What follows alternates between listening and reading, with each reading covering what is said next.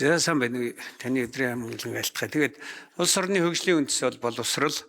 За энэ салбарт хийх шинжилгээг хөнгөн хуумгай, яаруу сандруу, одоо PR байдлаар бол ерөөсөө хийж болохгүй. Судалгаатай эрен бичигчтэй нихур нимба хийх учиртай. За тэгээ ингээд 27 оны хөгжлийн төлөвлөгөөнд тусгагдсан асуудалтай холбогдуулж 3 асуулт байна.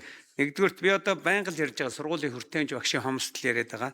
Энд яагаад яриад байгаа вэ гэвэл энэ маань үндсэн суурь нөхцөл нь учраас энийг бид нар хийхгүйгээр цаашаа ямар ч шинжил байхгүй. Өнөөдрийн байдлаар бид нар одоо яам маань бол судалгаагүй эхлүүлээд байна уу? Энд би санаа зовж байна. Тэгээ их хөвгдөл ашиглаж байгаа гэх боловч тэр нэг зөрөөтэй алдаатай байна. 40-оос дээш хүүхэдтэй бүлэгт сурч байгаа 210 мянган хүүхэд 29%-тэй. За 150-аас 500% таацсан хэтэрсэн сургуульд 380 мянган хүүхэд буюу нэг 50% сураад байгаа юм. Тэгэхээр энд хүүхдийн эрх бол маш их ноцтой зөрчигдөж байна.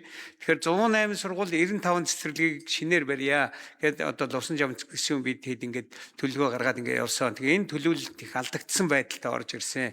Азийн хөгжлийн банкны хөнгөлөлтөө зээлд бол зориултын бусаар орж ирж байна. Энийг бас асуух гэсэн танаас багш одоо хангалттай болсон 85% мэрэгжлийн багшаар хангагдсан багын багш бараг ихтнийгээд 6300 багшийн хомсдол байгаа. Би ийм тооцоог хийчихэд байгаа. Тэгэхээр энэ төлөвлөгөө нэг ч төгрөг одоо багшийн хомсдол зарцуулахгүй байна.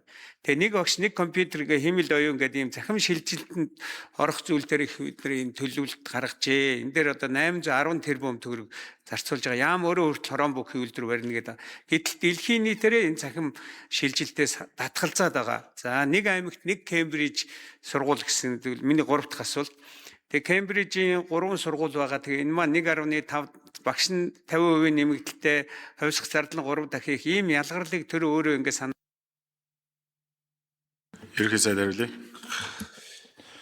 За Галбаатар гишүүн бүлэг дээр танилцуулж ирсэн 2030 он хүртэл бол нийт 108 сургууль 95 цэцэрлэгийг барих өргөдөх шаардлагатай гэсэн тооцооллыг бол та их хөгжил төр суурилаа гаргаж үзүүлсэн. За би энэ зарчмыг бол ерхий сайд барьж ажилланаа. За энэ жил бол улсын хэмжээнд нийт орон нутгийн төсөв болоод улсын төсөв гадны зээл тусламжаар нийт 53 сургууль 33 цэцэрлэг ашиглалтанд орно. За Азийн хөгжлийн банкны болон Дэлхийн банкны хөнгөлөлтөө зээлээр 33 цэцэрлэг сургууль, Дэлхийн банкныгаар нь бол 43 сургууль, нийслэл орон нутгийн төсвөр бол 18 сургууль цэцэрлэг. Энэ 30% хүртэл зорилтонд хүрэхийн тулд орно гэсэн.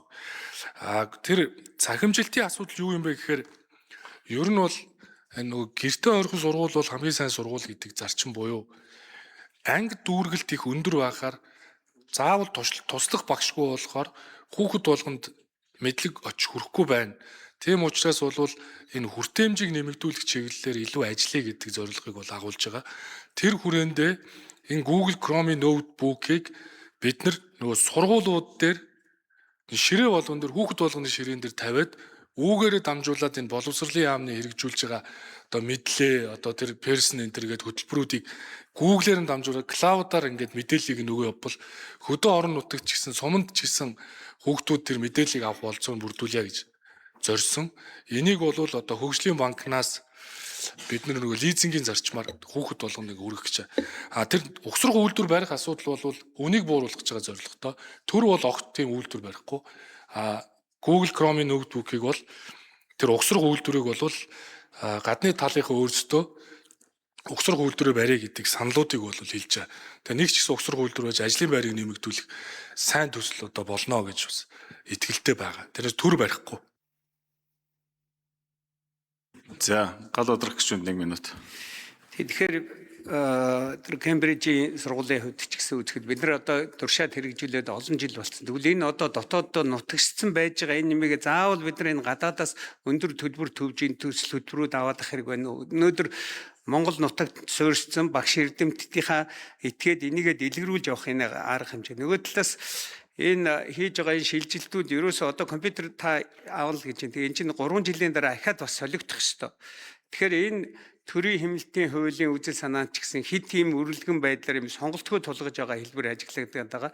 Тэгээ гол нь бол одоо хүртээмж очиг багшийн дутагдал цалин хангамж ачаал сурах хүчиг зэрэг ийм санхүүгийн ач холбогдолтой маш үндсэн зүйлүүд байгаа юм руугаа бид нар эренбэлж эднэртээ нэг номер тавьж явах ёстой. Энэ дээр бид нар одоо хамтдаа анхаарад Тэгэл боловсролын салбараа чанартай сургалт өгж ижил Монгол улс өгч байна. Энэ бол ядуурлаас гарах хамгийн ганц гол гарц гэдэгтээ бид нэр бүрээ итгэх ёстой гэдгийг л хэлье.